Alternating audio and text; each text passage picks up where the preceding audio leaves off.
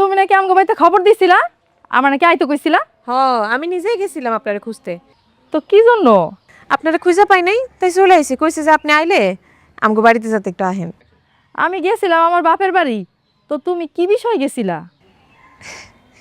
ভাবি, আপনার থেকে কি লুকামু কন? আপনিও মাইয়া মানুষ, আমিও মাইয়া মানুষ। আপনি তো জানেনই আপনার ভাইয়ের লগে বিয়ে হয়েছে প্রায় 2 বছর হয়ে গেল। একটা বাচ্চা কাচ্চার মুখ এখনো দেখতে পারিনি।